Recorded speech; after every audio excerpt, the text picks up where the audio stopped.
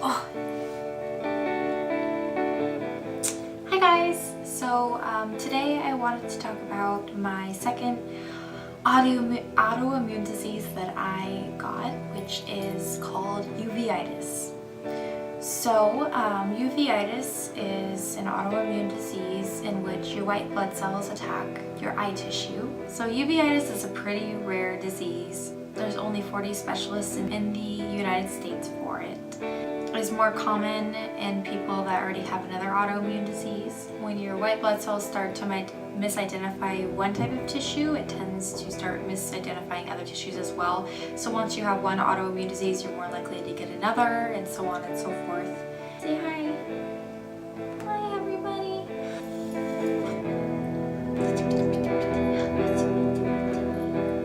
It can cause you to go blind. It's not a for sure thing, but it can, if it goes untreated, especially make you go blind. Your eye tissue is very fragile, as I'm sure you can imagine, and so the littlest bit of damage can really just mess up your vision. Just randomly one day, like, the whites of my eyes got pretty red and it stung. My eyes hurt so bad, and it was so hard to look at the screen because it was almost too bright. I could hardly keep my eyes open, and I remember I had some coworkers come over. People gave me drops for dry eyes because I thought just my eyes were dry, or maybe it was allergies, which I don't have allergies, but you can develop allergies as you age. So I just remember my eyes hurt really bad, so I ended up turning my screen monitor's brightness down all the way and wearing sunglasses. And it happened another time, and it got to the point where I'm like, okay, maybe I need to go see someone about this, and it went away. And then one day I had gone out and spent the day completely normally. It was a weekend at the gym, and at the gym, my eyes just started hurting so bad, especially any time that I did anything that would create more pressure, if I put my head, below my heart at all, or I was really working out hard so my blood was pumping harder. It put a lot of pressure on my eyes, and it got to the point where I could almost not even open my eyes in the gym anymore. So I'm like, okay, I need to go home because I can't handle this right now. I get in my car, and as I'm driving home, it's dark outside, and I have to put on my sunglasses. And it's dark, it's pitch black outside, and I have to put on my sunglasses because the stoplights are too bright, and people's brake lights and headlights are too bright, and their lights turn into almost glowing orbs, and it's hard to see where their car ends and where it begins. And so I am trying to drive home, and my eyes are like this pretty much the entire time, which is totally not safe. Luckily I didn't live that far from the gym I was going to, but I couldn't see practically the whole time. I basically drove home blind. Got home, it just so happened that my best friend / roommate was home, thank goodness.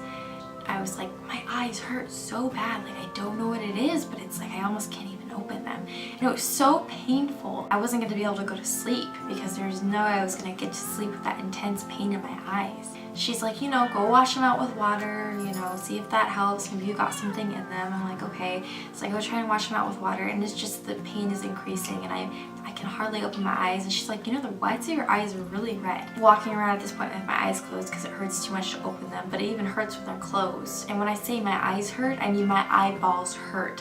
I mean the pressure was so intense I felt like they were going to pop. I said, hey, could you just look up on your phone, some of these symptoms and see what you can find? And she actually found uveitis online, shockingly, and she's like, it says it's a rare disease, but it says it's, more common in people that have autoimmune diseases, me, with my Crohn's, and it says you need to seek medical help.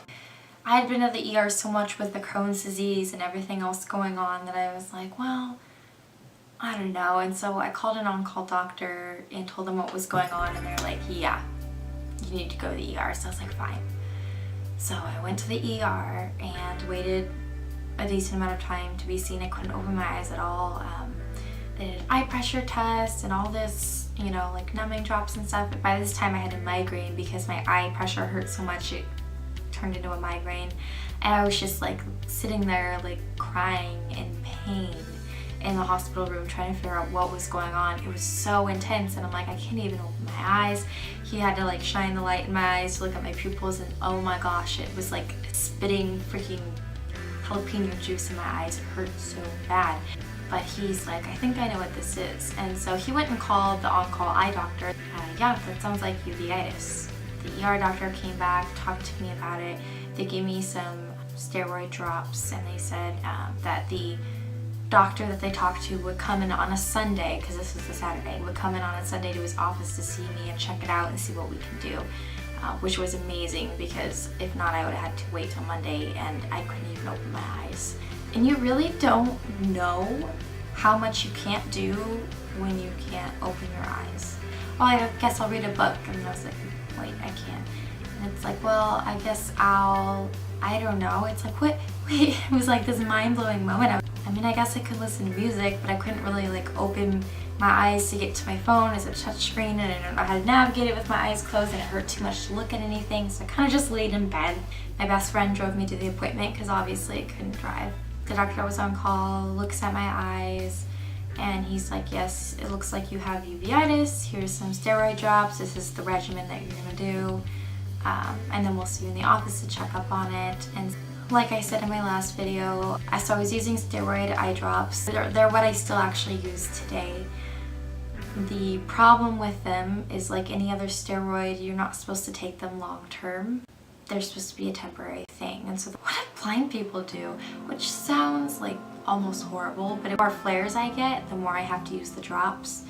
And the drops will cause things like cataracts and high eye pressure, detach your optic nerve from your eyeball, and then you go blind. So obviously steroids aren't a good long-term solution. So at this time I had the Crohn's disease and the uveitis, and my Crohn's wasn't controlled and the uveitis was flaring quite often. So my GI decided to put me on Remicade, which I talked about in my last video, which is, you know, an immunosuppressant black box drug that kind of wrecked me in the end by destroying my veins and activating hepatitis B in my body. But for the time I was on the Remicade, it did help suppress my immune system, therefore my white blood cells didn't attack my eyes quite as much. Then I had to stop the Remicade because I got hepatitis B. My eye doctor thought it would be a good idea for me to talk to my GI about options that will treat my entire body instead of stuff for just my eyes and stuff for just my GI tract. I did have that conversation with her, and unfortunately right now with the technology that we have, almost every medicine that could help me has a chance of reactivating my hepatitis B. And so, which would be very bad. And I'll tell you more about hepatitis B in my next video and why you don't want it active in your system. Basically, the other medications that are an option for more of a long-term use and kind of lifetime use aren't an option, or aren't available to me because it could reactivate my hepatitis B. I kind of had to make a decision without getting to make a decision. You know, my doctor said, my GI doctor, she said, you know, you're so young and I don't want you to go blind, but I also don't want you to have hepatitis B active in your system. It kind of comes down to my liver or my vision. So, you know, I'm 21 years old and I just had this huge bomb placed in my lap, and I get to basically decide how it detonates. Medical advances are always happening. The unfortunate thing is a lot of the new medical advances for my autoimmune diseases go in a medical direction that I can't take because of this hepatitis B. I can't really depend on that being a thing in the future. While there might be medicines that develop, they probably aren't going to be ones I can use. I've talked to a couple people about it, and you know, they've asked the drop, if you use them and they do detach your retina, or they do give you cataracts or surgery to repair those things now.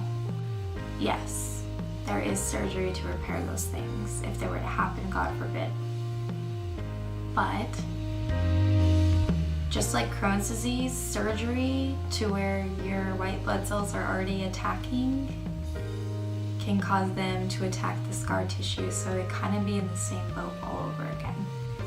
I would still have my uveitis flaring and it would be attacking probably more aggressively at the scar tissue. There's no guarantee I'll go blind. I could live the rest of my life with my vision just fine. I could go blind in, a matter of a couple months. It just all depends on how often my eyes flare, how often I have to use the drops, how fast the drops affect my eyes. It's not a perfect science. I won't know. I do keep it in the back of my mind quite often and think about, okay, if I'm blind, how do I live? I'm 100% independent. I live on my own, I work on my own, I do my own things. I have my own car that I drive to go places, to do things. I can't drive. I'm so independent. I don't like to depend on other people for things, and that alone scares me. It's scary. I can live that way though. I can live being blind. I can't live without a liver, but I can live with no eyesight. And there's plenty of fabulous people in this world that are blind, that go about their lives and function, and they just do it in a slightly different way. And I know that I would be able to become that person. It makes me want to go out there and go for my dreams right now, and go travel right now to see the things I can see, because what if I can't see them in a year? One of the things I have always wanted to do since 2015 is I want to go to beauty school and become an esthetician. And I want to do people's makeup and facials, and I want to make people feel beautiful. That's what I'm passionate about. If that could be my job, to make people feel beautiful, it'd be so fulfilling. It really makes me think about, okay, I could go blind, so I should do these things. It's like, well, I should do these things anyway. I need to go for my dreams and be passionate, because, anything can happen at any time. Life is short. Not any one person knows how long they have on this earth. And, I'm sick. I'm more likely to get more autoimmune diseases from here on out, because I already have 2. And I really need to live my life that I have right now. And my eyes have been flaring a lot lately, and it makes it even more real, because I get black spots in my vision, and it's hard to drive at night because the lights are just so bright. And I have all these little floaters, in my vision, and it's like, it makes it's humbling, and it makes it more real when it's actually flaring and happening. And I'm using the drops more and more, and I'm thinking, if I don't use the drops, my eyes will definitely get damaged. And if I'm using drops that will eventually damage my eyes because I'm using them so much. So I might be going blind, and I don't know when it will happen. And if I go blind, I don't know how I'll function in the normal way, but also with my other diseases. How am I gonna deal with a Crohn's flare if I'm blind? It's just... If it was one thing, I think I could handle it a lot better if it was just my vision going and didn't have all these other medical problems. But it's not the reality. It doesn't seem fair. I remember on the drive home from the ER that day, at night, I just sat in the seat. I had told my friend, diagnosis and everything that had happened. I sat in that seat and I just cried. I just sobbed. I didn't talk. She didn't try and say anything. She just let me cry, which is really what I needed to do, because it just felt so unfair that I already had something I was struggling with so much that it hindered my everyday life, and now I get this another thing I get to live with for the rest of my life. A lot of the times I come off really strong. I come off smiling, and I say things with a smile, and I just tell you about this horrible stuff that's happening with a look like this on my face. And that is, there's a part of me that is very positive about it, because I can't change it, and there's no point in being, sad about it if I can't change it. I just have to have the best attitude that I can. But there are nights and days where things get overwhelming, and I do break down. But it's okay, to be scared, and it's okay to be sad. Anyway, I didn't mean for this to get so emotional. It is emotional, but you know, I've been living with it for a while and I've known this for a while. So I'm gonna be okay no matter what happens. So honestly, I think that's it. I hope you guys have a great night, and subscribe, like the video, comment, share it, do the thing. Thank you all so much. Bye!